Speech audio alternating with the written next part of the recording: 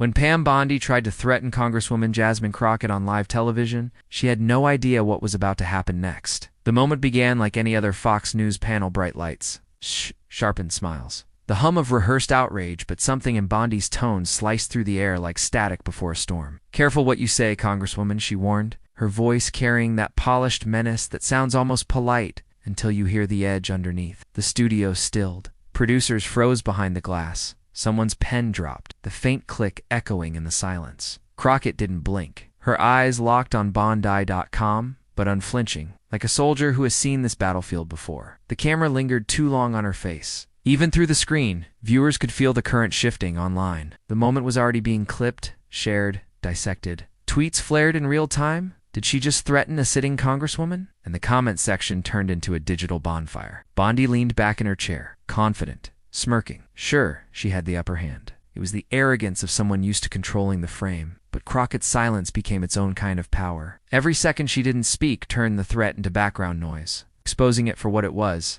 a desperate performance from someone terrified of losing control. The audience watching at home leaned forward. They didn't know what Crockett would say, but they knew somehow. She wouldn't stay silent for long. Bondi tried to fill the void, tossing another rehearsed jab, but the words landed flat. There was something shifting, invisible yet unmistakable, the energy of a room realizing it's about to witness history. Crockett inhaled slowly, her voice steady, her presence expanding until it swallowed the set, and as she finally opened her mouth to speak, the entire country held its breath. What came next didn't just silence Pam Bondi, sent shockwaves through the political media world. To understand why that single Fox News moment mattered, you have to rewind the tape. The hearing had just ended a bruising, partisan spectacle that left the country split clean down the middle. The headlines called it combustible, chaotic, the kind of political theater that defines an election year. And in the center of that storm stood Jasmine Crockett, the congresswoman from Texas, who refused to bend her spine even when the noise threatened to drown out her message. The invitation to appear on Fox wasn't coincidence, it was strategy. Pam Bondi, once the polished face of law and order, now played the role of media enforcer, a familiar soldier in the culture war. Her mission was simple: corner Crockett,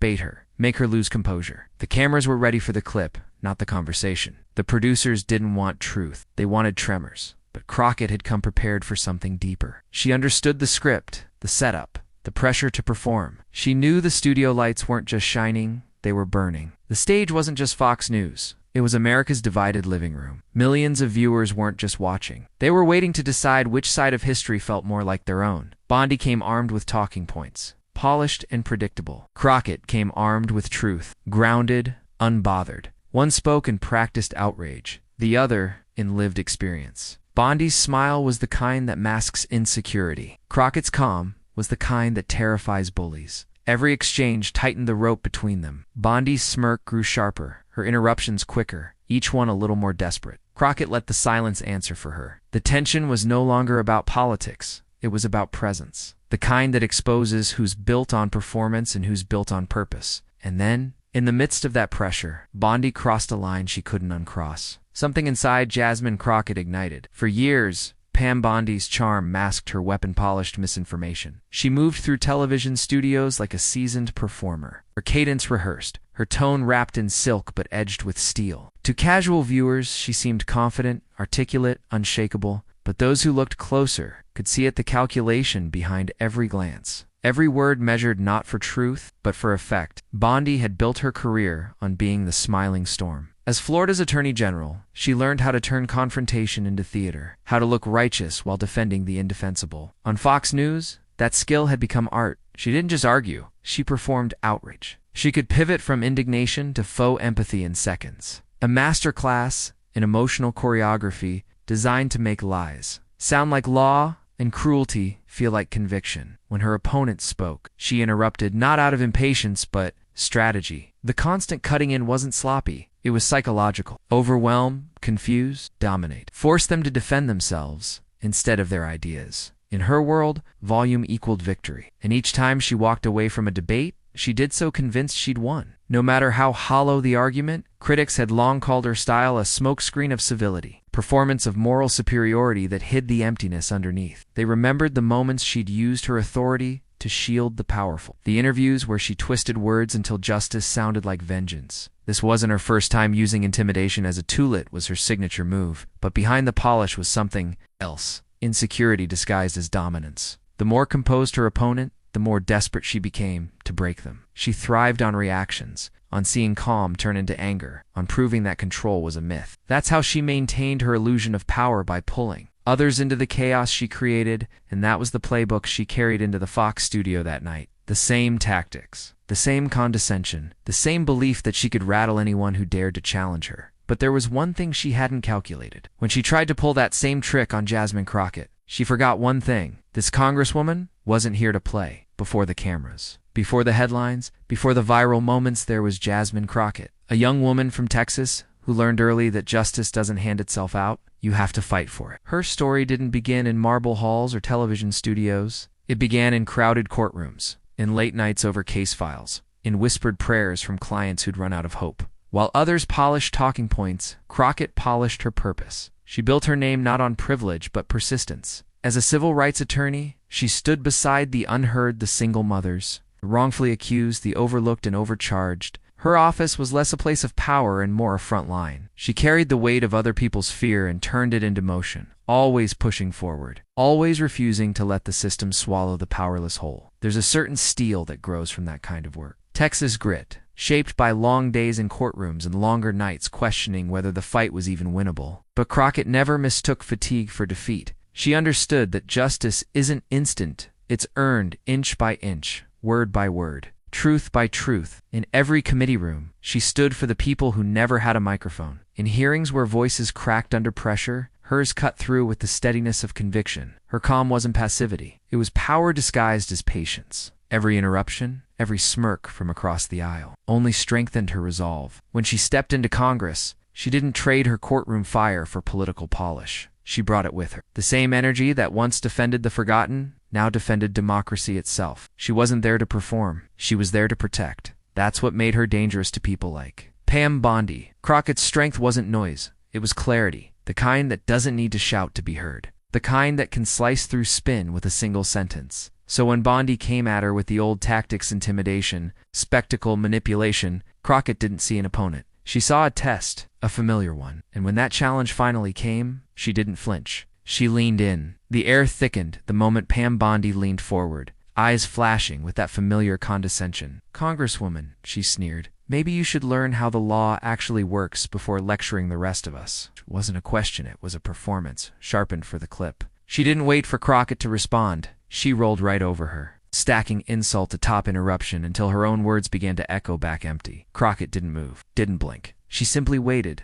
letting Bondi's rant collapse under its own weight. When she finally spoke, her tone dropped low and steady, the kind of calm that cuts deeper than shouting ever could. "Pam," she said, her voice smooth but unyielding, "some of us don't just talk about the law, some of us live it." The producers froze. The studio went still, except for the hum of the lights. Bondi tried to laugh it off, but the sound cracked at the edges. She pushed harder, raising her voice, flooding the space with noise. Crockett lowered hers even more. Each word she spoke seemed to shrink the room, commanding silence through restraint. The contrast was electric. Bondi's chaos against Crockett's composure. The audience watching at home could feel the balance of power shifting, like watching a storm lose strength against the calm it tried to swallow. Bondi's face tightened. She could sense it too. Crockett leaned slightly forward, her tone unwavering, her gaze locked like a mirror reflecting Bondi's own unraveling. "You can try to threaten me," she said, "but the truth doesn't scare easily." Landed like a verdict. For a heartbeat, no one spoke. The country held its breath, waiting, sensing that something even bigger was coming. But Crockett wasn't done. What she said next would turn Bondi's own words into her downfall. You could hear the silence between each syllable. Crockett's tone was measured, deliberate, every word landing like a gavel. "Pam," she began, her eyes locked and unflinching, "you've built a career trying to scare people into silence. But here's the thing about fear, it only works on those who believe you have power." Bondi blinked once, twice, realizing she'd lost control of her own show. The smirk she'd worn since the segment began started to falter. Crockett continued, her voice steady as stone. "You say you stand for law and order, but law without justice is just a costume. And order without truth? That's called control. I don't answer to that. I answer to the people who sent me here. It wasn't loud. It didn't need to be. The restraint made it lethal." Every sentence peeled back another layer of Bondi's facade, exposing the hollow confidence beneath the practiced charm. The studio audience could feel it. Even the cameras seemed to lean closer. Bondi tried to interject, but Crockett kept going, unbothered. "You can twist my words. You can talk over me. But you can't erase the fact that you threatened a public servant for telling the truth on your network. And the people watching, they see it." The weight of those last 3 words hung heavy in the air. Bondi looked down, fiddling with her notes, the performance finally cracking. Crockett sat back, silent again, the victor who never needed to raise her voice. And while Bondi scrambled for a comeback, the internet was already exploding. It started as a clip, 30 seconds of television that slipped out of Fox's control and into the bloodstream of the internet. Within minutes, Twitter was ablaze. Hashtag CrockettTorch trended first, followed by hashtag FactsOverFear. Edits flooded TikTok. Slow motion. Cuts of Jasmine Crockett's calm stare set to cinematic music. Captions flashing. "This is how you handle a bully." Comment sections turned into digital applause. Every replay adding another surge of momentum. Journalists tweeted admiration disguised as analysis. Celebrities stitched the moment into reaction videos. Chorus of Queen energy. And this is what leadership looks like. Even people who'd never heard her name before were now quoting her. Lines in Instagram stories and group chats. One viral tweet summed it up best. "She didn't raise her voice once. That's how you dismantle arrogance with poise." Meanwhile, Pam Bondi found herself in unfamiliar territory. Clips of her interruptions were played on loop, stripped of their context, exposed for what they were, noise. Her confident smirk became a meme. Late-night hosts turned her threat into punchlines. She tried to defend herself, but every word sounded like another excuse. The more she talked, the smaller she seemed. It wasn't just a moment. It became a movement. A collective sigh of relief from millions tired of seeing intimidation win the stage. Crockett's grace under fire became a rallying cry, a reminder that control, not chaos, is the mark of real power. Screens everywhere replayed the exchange, looping over and over until the moment felt eternal. But behind all the viral glory, a deeper truth about America was quietly surfacing. In a world obsessed with noise, Jasmine Crockett reminded us that calm is its own revolution. Her victory wasn't in the volume of her words, but in the steadiness of her voice. She didn't need to shout to be heard. She let truth do the speaking. That restraint became her armor and her dignity, the weapon no opponent could take from her. What unfolded on that stage wasn't about party lines or partisan scores. It was about something deeper: decency, respect, the quiet courage to stand firm when provoked to crumble. Crockett showed that grace is not weakness. It's control mastered through conviction. In her calm, people saw themselves: the immigrant worker, the teacher, the mother, student. Everyone who's ever been talked over yet refused to disappear. Her composure turned conflict into clarity. Her presence turned division into dialogue.